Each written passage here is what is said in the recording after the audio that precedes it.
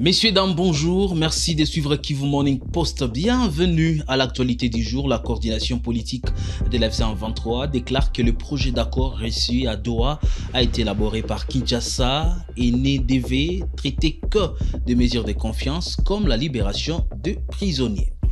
Toujours à Goma, l'F-123 rejette les accusations de massacre de 300 personnes à Rutshuru, qualifiant ces allégations de fausses et orchestrées par les autorités congolaises pour compromettre les négociations à Doha. À Beni, une manifestation pacifique du mouvement citoyen Lucha pour dénoncer le massacre des ADF et exiger leur neutralisation a été reprimée par la police, entraînant l'interpellation d'au moins 10 militants. Nous allons faire les points dans l'actualité du jour. Bienvenue si vous êtes nouveau sur la chaîne, n'oubliez pas de vous abonner.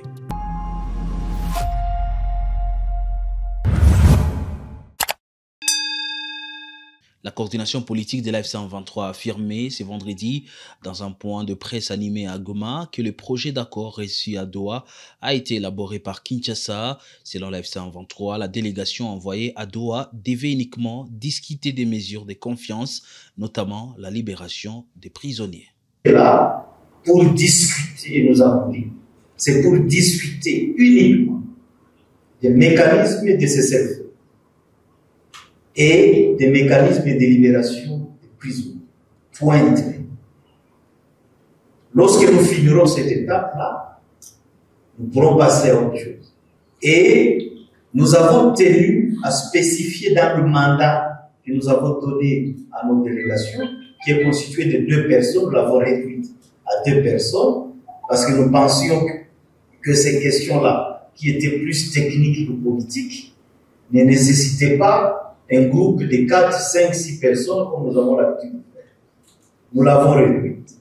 Et nous avons dit dans leur mandat que leur mandat ne concerne que cette phase technique de discuter sur les mécanismes de cessez-le-feu et de libération des prisons. Donc nous avons été précis à ce stade et que donc personne ne les prendra en otage là-bas pour discuter sur ce fameux projet que vous avez circulé et qui vient de Kinshasa, je vous le confirme, c'est Kinshasa qui propose ces projets. Merci. L'F-123 a rejeté dans une déclaration ce vendredi à Goma les accusations des organisations internationales dont Human Rights Watch et les BCNIDH concernant le massacre présumé des 300 personnes à Rutshuru. Selon l'F-123, ces allégations sont fausses et orchestrées en collaboration avec les autorités congolaises pour compromettre les négociations en cours à Doha. Suivez ici les coordonnateurs adjoints de l'F-123. Nous sommes dans une sorte de complot qui vise à compromettre la résolution profonde, des causes profondes des conflits au profit de la guerre, tout simplement. Et comme je vous ai dit au départ, ceux qui le font, ceux qui fabriquent cette guerre, c'est pour des intérêts personnels. Et comme nous l'avons dit, cette façon de manipuler la communauté internationale doit être arrêtée. Et comment elle doit être arrêtée? Et nous proposons qu'elle soit arrêtée par une enquête internationale qui serait menée dans notre espace pour vérifier toutes ces allégations-là. Comme ça, on se débarrasse une fois pour toutes de tous ces vendeurs de malheur de Congolais et qui trompent tout le monde, qui associent, il y a massacre, il y a... Mais ils sont incapables de dire aux Nations Unies que voici les causes profondes des conflits, les voici. Voici comment nous pouvons y remédier pour que très vite on trouve des solutions. Ils sont incapables. Mais ils s'attellent sur les effets de la guerre et ils en fabriquent eux-mêmes. Et après, ils vont. Nous avons vu tous des photos qui ont circulé avec les membres du gouvernement de Kinshasa où ils étaient ensemble, les citoyens mangeaient ensemble. C'est justement parce qu'ils sont dans un même chemin. Et au-delà de tout ça, ils n'ont jamais levé des allégations contre le gouvernement de Kinshasa. Vous avez vu tout ce dont on a parlé ici, des faits qui ont été reprochés au gouvernement de Kinshasa. Vous le savez parce que vous êtes journaliste. Certains d'entre vous ont rapporté certains d'entre eux. le cannibalisme qui s'est passé ici à Goma et l'armement des civils. Aujourd'hui, nous peinons à récupérer ces armes d'entre les mains des civils pour éviter que nos populations s'entretuent. Cette instrumentalisation de notre jeunesse, soit uniforme, contre leurs propres frères, soit uniforme, mais personne n'en parle. Ces ONG trouvent que ce ne sont pas des faits graves. Non, c'est parce qu'en fait, ils sont complices de cela. Donc, et tous œuvrent pour l'option militaire. Et nous disons non. Nous n'accepterons pas que la guerre continue dans nos espaces où nos populations sont en train de recouvrer maintenant la paix.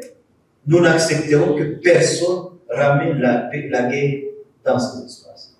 Et nous nous battrons s'il faut nous battre pour aller décourager ces armes qui tirent sur nos populations. Les mouvements citoyens Lucha a organisé une manifestation pacifique ce vendredi à Beni pour dénoncer le massacre des ADF et exiger leur neutralisation. La police a reprimé la manifestation, ce qui a conduit les mouvements à parler d'une violation du droit de manifester. Lucha exige également la libération des 10 de ses militants arrêtés.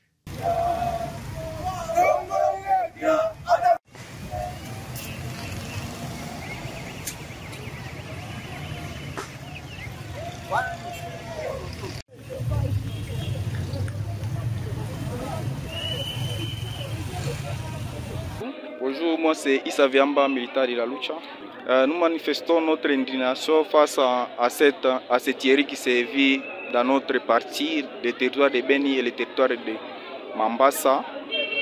Nous demandons au gouvernement congolais de se mobiliser comme il a été le cas de Goma avec les M23. Ça fait plus de 11 ans, il n'y a pas de mobilisation pour notre territoire qui est plus touché que d'autres villes, d'autres territoires en fait.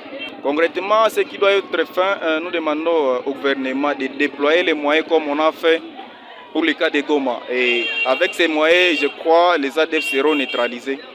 La police nous a brutalisés et jusqu'à présent, on ne sait pas si on va passer car nous avons un mémorandum que nous devons déposer entre les mains du gouverneur pour lui montrer notre indignation qui est écrite dans ce mémorandum. Il n'y a pas de secret, nous demandons la levée de l'état de siège parce que ça a échoué et que le gouvernement puisse se mobiliser comme ça a fait le cas avec les M23. On a marre, on a perdu nos frères, on a perdu un bon nombre de nos parents, on ne sait pas même comment étudier. Et le mémorandum propose qu'avec la mobilisation qui s'était faite à partir de Goma, à partir où partout les M23 ont été assiégés. Et si on mobilisait les mêmes cas avec les cas des nôtres, ça serait aussi une solution. Mais ce n'est pas le cas. Le gouvernement est certain, on ne sait pas si le gouvernement de Félix est en complicité avec tout ce que nous vivons. Et il nous avait promis en 2018 qu'il fera tout des sommiers d'installer un cas militaire pour que ces ADF puissent être éradiqués. Ce qui est constaté sur le terrain, ce n'est pas le cas. Et nous constatons un faible déploiement. L'armée n'est pas à mesure aussi. On ne sait pas si pourquoi, si c'est les moyens. On puisse demander à cette population de Beni de se mobiliser, de contribuer, de motiver cette armée que nous avons, l'unique armée que nous soutenons même. Dès le départ, on est derrière cette armée, on soutient l'armée, on fournirait plus de moyens à cette armée qui nous garantissent la sécurité. Les militaires ougandais des UPDF ont élargi leurs opérations en Ituri, passant d'Irumu à Djougou et Mahagi pour traquer les groupes armés hostiles au processus de paix. Cependant, plusieurs observateurs signalent une déficience dans la coordination. Plus d'explications avec dans ce reportage de Rachidi Koudra, correspondant d'Ekivu Monique Postabunia. C'est depuis février 2025 que les militaires ougandais des UPDF ont étendu leur zone d'action, notamment d'Irumu à Djougou jusqu'à Mahagi. Depuis leur installation dans ces zones, plusieurs leaders d'opinion s'interrogent sur le début des opérations conjointes telles qu'annoncées par le gouvernement congolais. Selon plusieurs observations, les militaires ougandais semblent focaliser leurs efforts contre les miliciens de la Codeco. Du côté des FARDC, ils s'observent les mêmes cas. Elles semblent se concentrer contre les mouvements CRP. Une situation qui pousse l'opinion à s'interroger sur la nature de la collaboration entre ces deux forces. Daniel Bagno, sénateur élu de la province de l'Ituri, appelle les deux forces mutualisées à inviter les tendances identitaires. Il les appelle à travailler conjointement contre tous les groupes armés réfractaires au processus de paix. Ici, on n'est pas venu pour l'adversaire. Le chef de l'État a voulu que l'armée UPDF vienne nous secourir ici au Congo. Ce n'est pas pour sélectionner. Non, je dois m'attaquer à tel ou tel autre. Non, c'est pour s'attaquer, mettre fin, neutraliser tous les groupes armés. Tous ceux qui ont pris des armes illégalement dans leurs opérations, il y a des objectifs bien définis. Ils doivent mettre ça en application. On ne vient pas ici défendre soit son frère, soit... Non, non. Tous ceux qui ont pris des armes. Alors, nous leur demandons une collaboration étroite avec les FARDC, UPDF. Ils doivent bien collaborer. C'est notre travail. Nous devons aller vers leur rappeler leur mission. Parce qu'on ne doit pas aussi continuer seulement à pleurer, crier non. On doit aller vers eux et dire, monsieur, vous êtes venus nous aider. Tel votre comportement, tel niveau, ça ne marche pas conformément au texte légaux qu'on a signé avec. Malgré la présence renforcée des militaires FARDC et ougandais dans plusieurs localités du territoire de Djougou, la tension demeure persistante dans la zone caractérisée par des attaques de la milice Codeco contre les civils et par des affrontements entre les FARDC et les CRP. Rachid Koudra Bounia pour Kivu Morning Post. La cour militaire de l'Ituri a commencé depuis mercredi une audience foraine à Diango, dans la chefferie de Bahema d'Irumu. 4 militaires sont accusés d'homicide, d'ivresse et de viol. La justice militaire vise à rétablir l'ordre au sein de l'armée. La phase de l'instruction des dossiers mis en charge contre ces militaires a débuté mercredi 20 août 2025 à Diango.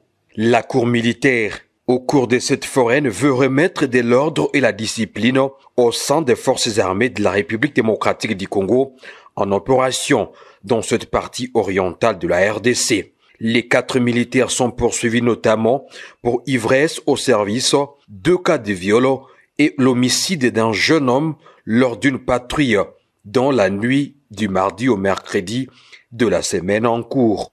Cette foraine s'inscrit dans un contexte où la justice militaire, en appui au commandement, s'efforce à maintenir la discipline et rétablir la paix dans la province de l'Ituri. Le ministère public a rappelé que la discipline est la mère des armées, soulignant l'importance de ces principes pour la bonne conduite des opérations militaires. Ces procédures judiciaires visent à garantir que les actions des militaires restent dans le cadre légal, surtout en cette période de l'état de siège où les commandants des opérations et gouvernants militaires de l'Ituri, le lieutenant-général Luboya Nkashama Johnny, finance la justice militaire et civile lors des enquêtes et lors des audiences publiques. À vos ordres, mon capitaine. Repos. Dans le cadre du projet sino-congolais de réhabilitation de la route nationale numéro 1, une délégation mixte a procédé à la réception provisoire des travaux de modernisation du tronçon Bena-Bilonda et Bena-Chitala. Ces tronçons qui s'étend des PK16 620 à PK55 420 relient Mbujimayi et à Mweneditu. Une étape cruciale vient d'être franchie dans le processus de modernisation de la route nationale numéro 1, axe vital pour la connectivité entre Mbujimayi et Mweneditu. La section comprise entre Bena-Bilonda et Bena-Chela, longue de 38,8 km, a officiellement fait l'objet d'une réception provisoire des travaux marquant une avancée significative dans le cadre du programme sino-congolais. Mardi 19 août 2025, la journée débute par une réunion de coordination à la base vie de l'entreprise chinoise Crack 7, sous-traitante de CISC SA.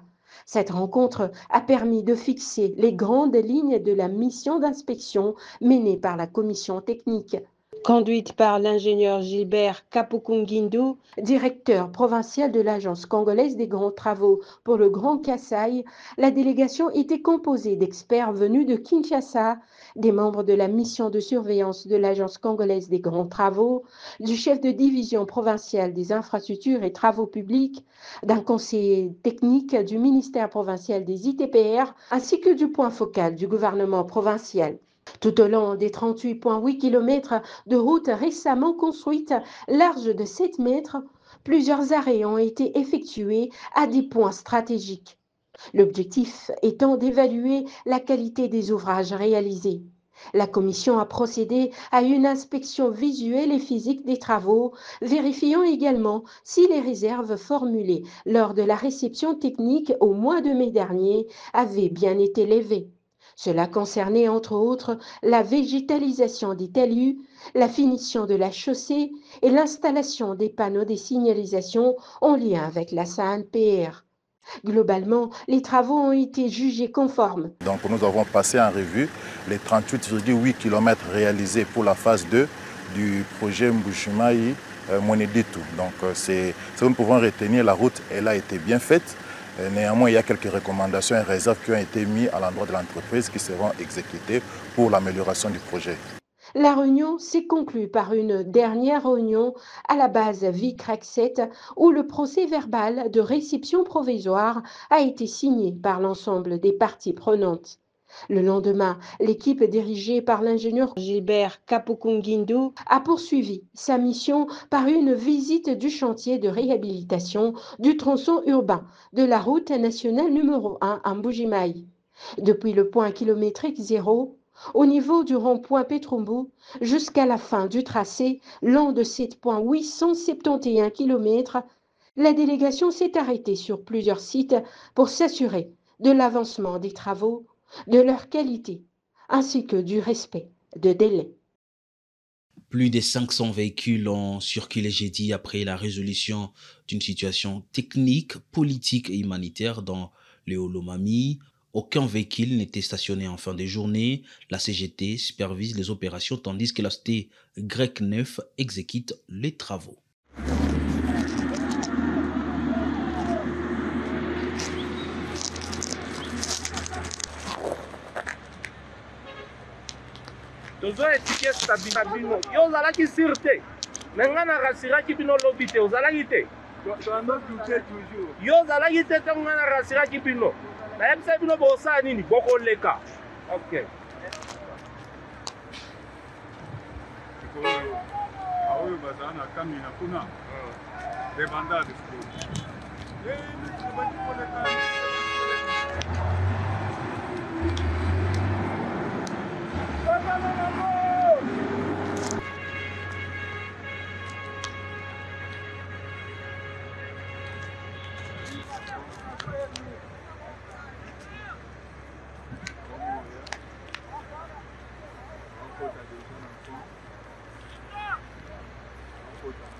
Au camion, au camion, Yayo, c'est bon.